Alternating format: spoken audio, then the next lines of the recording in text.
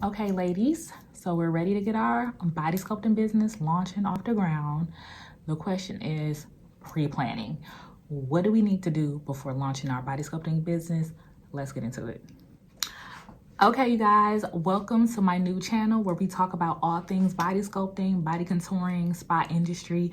My name is Kaylee. I am a body sculpting specialist of close to 2 years now, and I have learned a lot of tea, a lot of things that I feel like the girls need to know. If y'all outside and y'all ready to dive into this industry, this very lucrative industry, y'all probably need to know what's up. And before we get into actually going about taking a course, learning it, we need to talk about pre-planning a little bit, because this is a little bit of the stuff where I kind of bump my head at a little bit, and I just feel like, let me give y'all a little tea. Okay. So there's a few things. This is going to be a 2-part video. This first part is going to be more so pertaining to the necessary steps of like selecting your name. Again, the pre-planning aspect of body sculpting. Then we're going to go into the costs to get your business launched and off the ground. And just a lot of more things about body sculpting that I feel like your girls should know. So let's dive into the first step of pre-planning, selecting your business name. Now, this is a very important thing to think about when going about the pre-planning process.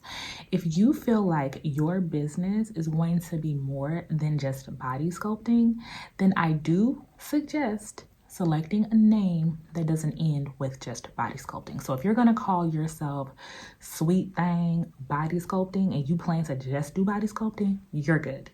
But if you think that you're wanting to do more services than just body sculpting, lashes or teeth whitening or, many other things, do not end your name with just body sculpting. I feel like that puts a cap on you when potential clients are looking for other services.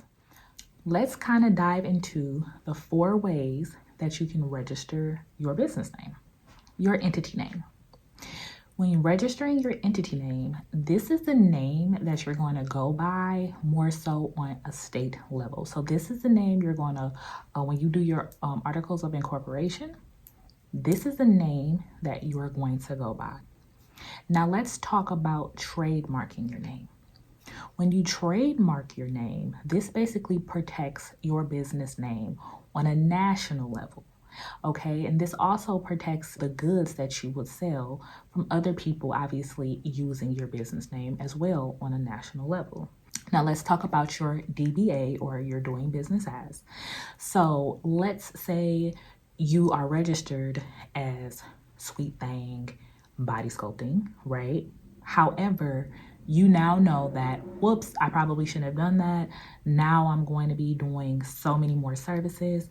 Then that's okay, because your new DBA name can go under Sweet Thing Body Sculpting and Spa. That's another way of identifying your business that your name can go under as well. So that's another thing that you guys should know. So you have your entity registration name, you have your DBA name, both of those names that you definitely can go under for your business. All right, now the 4th way that you can register your name is basically your URL or your website name. So when you go through like a site such as like GoDaddy to purchase your domain name, you want to make sure that obviously you're checking to see which name is available. If your name is not available once you go about going to get your domain, that's okay. Just make sure that you're selecting, potentially maybe your DBA name as your URL, or a name that is obviously closely going to resemble the name of your business, right? So if you're Sweet Thing Body Sculpting, try to have your website domain name be Sweet Thing Body Sculpting. If that's not available, Sweet Thing Body Sculpting and Spa. You just want to make sure for branding purposes, obviously everything all the way around the board are pretty much matching up. So if we're diving into branding and now we're going into social media, that is also something that you can do as a part of the pre-planning process. So once you've selected your name, you can go about, going about to see which logo you're going to use for your name. There's a site called Canva that's really cool for creating your own logos and things like that. I feel like that'd be a great start when kind of just playing around with different templates, coming up with the logo for your business, I see a lot of girls using the logos that kind of have like their cartoon bodies. No shade to the girls who doing it.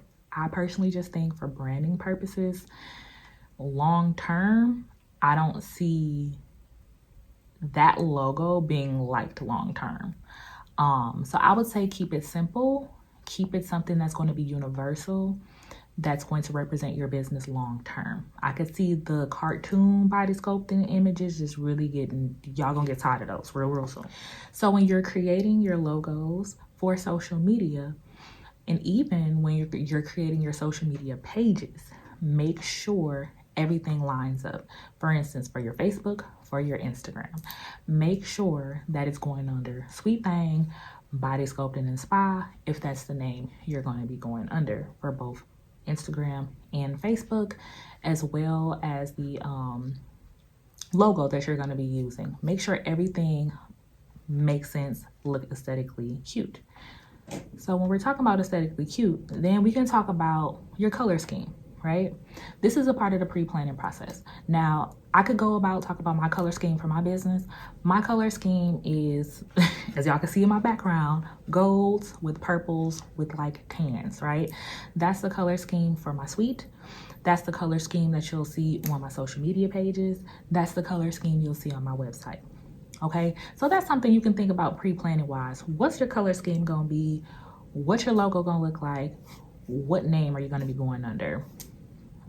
Okay, you guys, so now that we learned about the 4 different ways to register our business names, now that we've gone over color schemes, now that we've gone over, social media names and things like that, now let's talk about promotional models. So you guys are definitely going to need some real ride or die family or friends to assist you with your business, right? So what I mean about that is, like, when you are done receiving your certification, you're going to need some models to help you put your business out there, to create awareness for your business, for social media purposes, for your website purposes. I would highly recommend getting some experience in after your training on people who are close to you who wants to support your business. You just want to make sure that all the way around the board you feel comfortable before really putting yourself out there to perform paying services to potential clients. You don't want to rack up any negative reviews on your business right away by jumping out there too fast. So go ahead and hit up your cousin, hit up your sister or your auntie. Granted, they're good candidates for body sculpting because everybody is not, and I'll talk about that probably in a different video. But make sure you have some people already kind of in mind, so when you are done with your body sculpting certification and your courses and classes, that you can get right to doing your practice and gaining and racking up those pictures and videos for your social media purposes. So let's just say you've done your course, you've completed it, you got your training. How do you transition to going into body sculpting, right? Here are a few different ways that you can transition. So you can start in home, okay?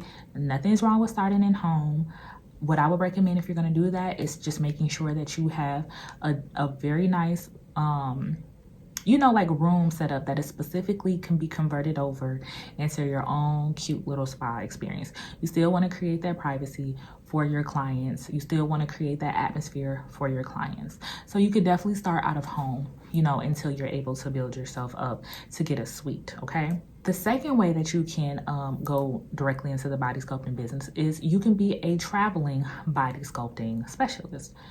I see a lot of girls doing that. Nothing is absolutely wrong with doing that. That kind of prevents you from having to go right away to paying for a space, because obviously if you're just starting, you really don't have clientele. So it's like, okay, either you're going to get that suite, pay monthly and hit the ground running, or you feel like you may want to transition into it slowly. So this is why being a traveling body sculpting specialist will be ideal for someone who can't just jump into getting a suite right away, which are both all understandable. The third way that you can transition when going into the body sculpting business is reach out to other beauty professionals in your community and see if there's anyone who has, you know, a small space available, or even if they want to share a suite, right? For instance, I have a friend who is a hairstylist, and her and another hairstylist both go half on suite rent, right? So they both have a set schedule or set days and times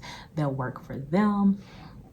Everyone's happy, right? Essentially, that's the same thing you ladies can do when diving into the body sculpting industry. Reach out to other beauty professionals who may have a similar setup.